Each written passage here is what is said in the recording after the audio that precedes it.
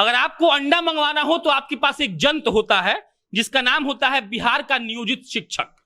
नियोजित शब्द प्रयोग करना कितना सही और कितना गलत है हम कानून में नहीं जाएंगे, लेकिन बस आपको इतना बताना चाहते हैं कि जब विदेश से और अन्य राज्यों से लोग पलायन करके बिहार में आ रहे थे तब आपके पास जंत्र था जिसका नाम था बिहार का नियोजित शिक्षक, जो कोरोना के आइसोलेशन सेंटर पर खड़ा रहकर मरीज को खाना खिला रहा था, उसका अंडरपैंट बदल रहा था।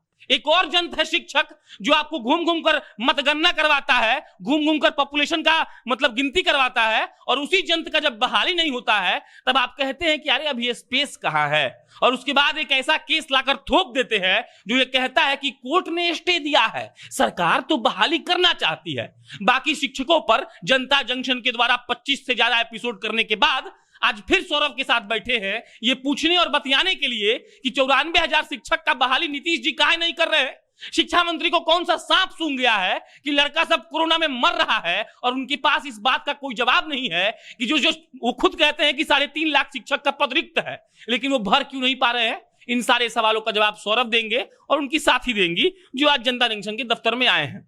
और अब नमस्कार, मेरा नाम प्रशांत राय है और आप जनता जंक्शन देख रहे हैं। मतलब धरना हो गया, तुम लोग बतिया लिया, चिल्ला उला लिया, अब क्या है? अब जब हम लोग धरना प्रदर्शन हम लोगों को ये बोल के उठाया गया कि आने वाले दिनों में हम 1 से 2 दिन के अंदर आपके लिए जो काउंसलिंग का शेड्यूल निकाल देंगे और जल्द ही 1 महीने के अंदर स्कूल आवंटित कर देंगे। लेकिन उसके बाद क्या हुआ कि एकाएक सरकार को या शिक्षा विभाग को याद आया कि एक केस है ब्लाइंड फेडरेशन केस जिसमें स्टे आया हुआ है, और वो स्टे जुलाई 2020 में ही आया था, लेकिन शिक्षा विभाग को याद आया जनवरी माह में याद आया। उसके बाद वो हम लोग को तो बहका कर वहां से भेज दिए ये बोल करके कि हम 1 से 2 दिनों के अंदर ये केस आपका निपटा के काउंसलिंग का शेड्यूल निकाल देंगे।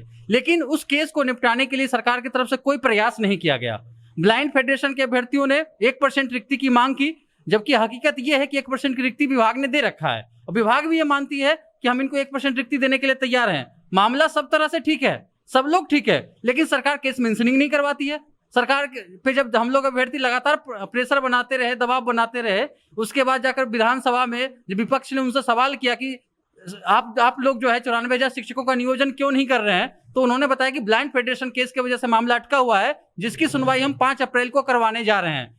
अब ये सोचते हैं सब अभ्यर्थी, हम लोग यही सोच रहे हैं कि विधानसभा जैसा जो माहौल है जहाँ पे जो है हमारा संवैधानिक संस्थान है एक, जहाँ पे सब लोग ऑन द रिकॉर्ड बातें बोलते हैं, वहां पे भी शिक्षा मंत्री झूठ बोल गए। उन्होंने कहा कि 5 अप्रैल को सुनवाई करवाएंगे, लेकिन 5 अप्रैल को कोई केस लिस्टेड तक नहीं हुआ।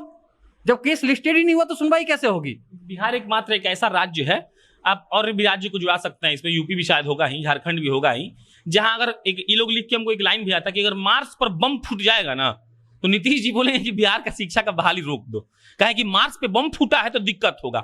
सोचिए कितना 3 साल हो गया होगा ना, अब तो 3 साल हो गया ये लोग का मेरिट लिस्ट में नाम आए, और 3 साल में इन लोगों को सरकार बहाली नहीं दे पाई। और सौरभ बहुत अच्छा डेटा लेके आया, उससे बात करेंगे, बस उसका एक अभी अंश मेंशन कर दे रहे हैं कि ये ऑन रिकॉर्ड कहा गया है कि बिहार में अगर शिक्षकों की बहाली, सरकारी शिक्षकों की बहाली हो तो 3.5 लाख पद हैं, और ये सब मात्र 94,000 है। और इसके बाद हम गुणवत्तापूर्ण शिक्षा की बात करते हैं जहां ये बड़ा बड़ा कोटिंग अक्षर में मेंशन होता है कि बिहार का बच्चा पढ़ेगा और हम पढ़ाने का प्रयास कर रहे हैं। वो प्रयास जमीन पर कितना है कि कोरोना के इस महामारी में जहां लोग घर से नहीं निकल रहे हैं, वहां 2 लड़कन सब ऑफिस में आके बैठा था 1 घंटा से, और ये बोल रहा था कि बहाली नहीं होगा तो खाएंगे कहां से। बाकी अब मैडम की तरफ आते हैं, तो कैसे चलेगा जीवन जी? तो सरकार मानने को तैयार नहीं है जी। हम लोग काफी लंबे समय से प्रयासरत हैं कि किसी तरीके से हमारी बहाली हो जाए, लेकिन अभी तक हमारी जो बिहार सरकार है उनके कान पे जूं तक नहीं रेंग रहा है।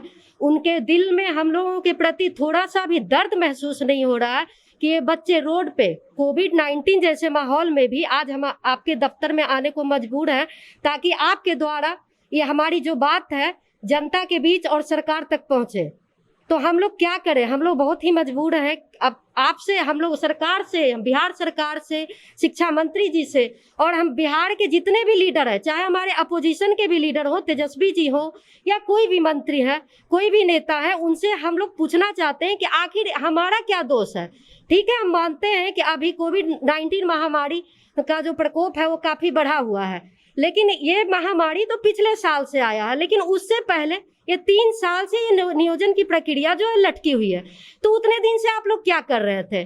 बार बार किसी न किसी केस के मैटर को लेकर सरकार के द्वारा कहा जाता है कि इस केस के मैटर के वजह से आपका मामला कोर्ट में है, तो हम लोग क्या कर सकते हैं? ठीक है, उतने दिन तक तो हम मान रहे थे कि हमारे जो शिक्षक अभ्यर्थी उनके द्वारा केस किया जा रहा था, कभी अलग अलग केस के द्वारा इसको प्रभावित किया जा रहा था। लेकिन अभी जो ये ब्लाइंड फेडरेशन का जो मैटर है वो पूरी तरीके से बिहार गवर्नमेंट के हाथ में है।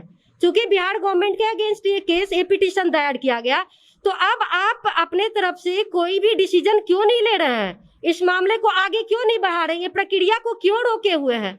हमारे कई साथी इसमें ऐसे हैं जिनका डेथ भी हो चुका है। जैसे पश्चिमी चंपारण से हमारे एक साथी हैं, उनका नाम विकास श्रीवास्तव है। वो इतने डिप्रेशन में थे क्योंकि पिछले साल उन्होंने एक स्कूल का इनॉग्रेशन किया था। वो स्कूल कोविड-19 के वजह से भी प्रभावित हो गया, उनका स्कूल पूरी तरीके से बंद हो गया। उनका जो भी इन्वेस्टमेंट, जो भी पैसा था वो इन्वेस्ट कर दिए उसमें। उसके बाद उनका स्कूल जब बंद हो गया तो उनके पास कुछ भी पैसा नहीं, उनके घर की माली हालत काफी खराब हो चुकी थी। इस डिप्रेशन में पता नहीं उनको क्या हुआ, कुछ समय पहले ही उनकी मौत हो गई। अब इसके लिए जिम्मेदार कौन है? अब हमें सरकार बताए कि इसके लिए जिम्मेदार कौन है? सरकार चाहती नहीं है, इसका मतलब बहाली करना आप लोग का। देखिए भैया, सबसे बड़ी बात क्या है ना कि ये बता दिया गया है कि 94,000 शिक्षकों का नियोजन है। ये एक जो बात बताया जा रहा है ना, ये पूरी तरह से फेक है। ये नियोजन को रोकने का लक्ष्य क्या है सरकार का कि जहां पे 7 लाख शिक्षकों के पद हैं वहां पे 3.25 लाख शिक्षक के पद रिक्त हैं। टोटल सृजित पद 7 लाख है, जिसमें 3.25 लाख शिक्षकों के पद रिक्त हैं। अब शिक्षक रहेगा नहीं स्कूल में तो जनता पढ़ेगी नहीं, जनता पढ़ेगी नहीं तो सवाल करेगी नहीं। उनको गेहूं चावल दे के टाल दिया जाएगा, उनसे वोट ले लिया जाएगा और खिचड़ी के नाम पे शिक्षा का बंटाधार कर दिया जाएगा। तो ये उनका एक लक्ष्य है, एक एजेंडा सेट कर दिया गया है कि हम शिक्षा के नाम पे या नियोजन के नाम पे हम वोट की राजनीति करेंगे। नियोजन को वोट की राजनीति बना दिया गया है। अगर चुनाव है तो हम नियोजन पे बात करेंगे। जैसे जब चुनाव आया था तो हमारे जितने भी पूरा शिक्षा विभाग सोशल मीडिया पे एक्टिव होके डेली आके अपडेट देते थे। चुनाव खत्म, सारे विभाग गायब हो गया, कोई विभाग नहीं आता है, कहीं से हम उनके पोस्टर में नहीं दिखते हैं।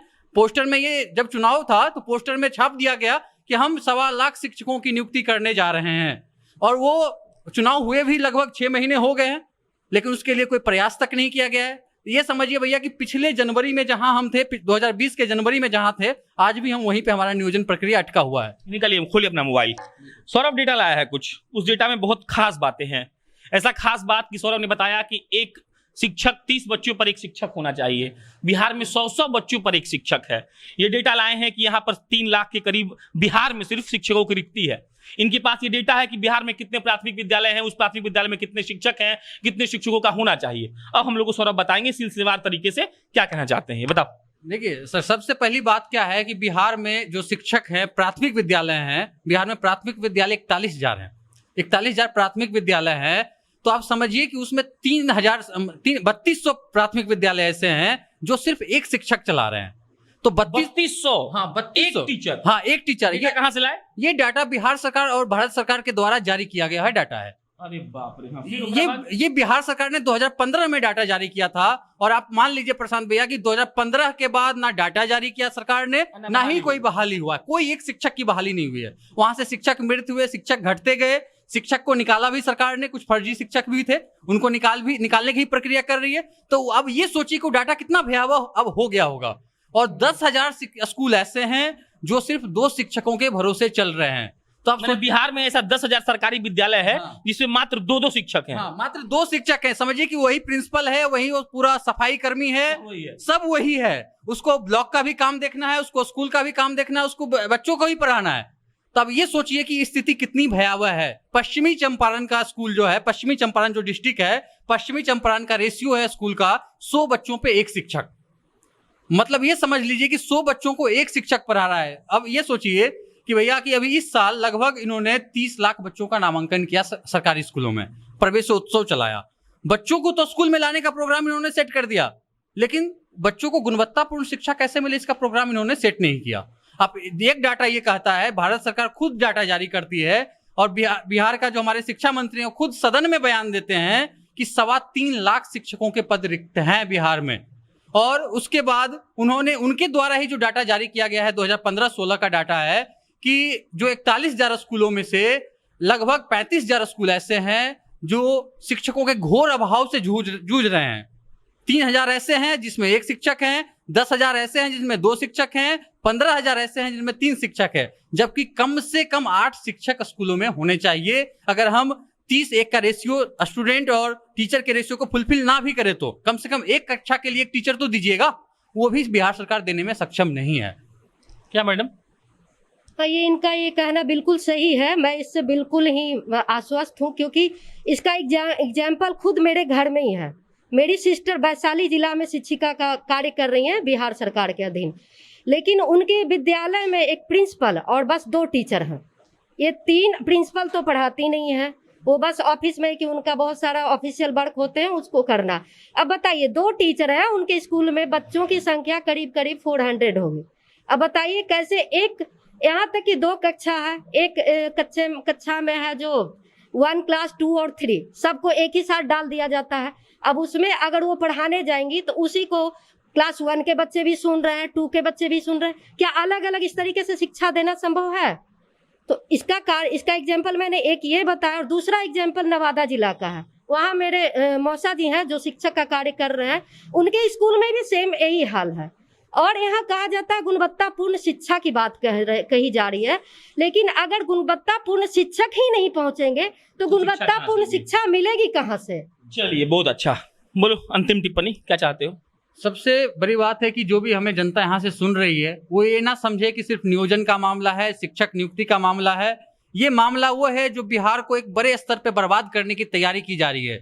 जो चाणक्य की धरती थी, जहाँ पे शिक्षा का इतना उत्थान हुआ, शिक्षा का इतना विस्तार हुआ, जो शिक्षा के लिए जानी जाती थी, आज वही राज्य शिक्षा के लिए जाना जा रहा है। वही राज्य जहाँ पे 3.25 लाख पद रिक्त होते हुए भी शिक्षक रोड पे घूम रहे हैं। शिक्षक परेशान है कि हमें नियोजन दे दीजिए, नियुक्ति दे दीजिए। सरकार वादा करती है लेकिन सरकार अपने वादे से मुकर जाती है, और लोग जो जनता हमें सुनती है सोचते हैं कि अरे ये तो हर टाइम जो है नियुक्ति की बात कर रहा है। लेकिन मैं ये कहना चाहता हूं, अगर आज आप लोग के बच्चों को अच्छी शिक्षा मिलता, कोरोना काल में ज्यादातर जो लोग जो मीडियम मध्यम वर्गीय परिवार हैं या जो गरीब हैं, उनके पास अब उतना पैसा बचा नहीं है कि वो प्राइवेट स्कूल में अपने बच्चों को भेजें, तो ऐसी स्थिति में उनके लिए अब सरकारी स्कूल ही बचा है। लेकिन सरकारी स्कूल की व्यवस्था ऐसी है कि जहाँ पे 50 से 55% जो है शिक्षकों के पद रिक्त हैं, और लगभग 90% ऐसे स्कूल है जो क्वालिटी एजुकेशन तो दूर की बात है, एजुकेशन तक नहीं दे सकते हैं। चलिए, बीच में पिछले 2-3 महीने से हम अंतिम टिप्पणी करना छोड़ दिए थे, लेकिन आजकल शुरू कर रहे हैं फिर से।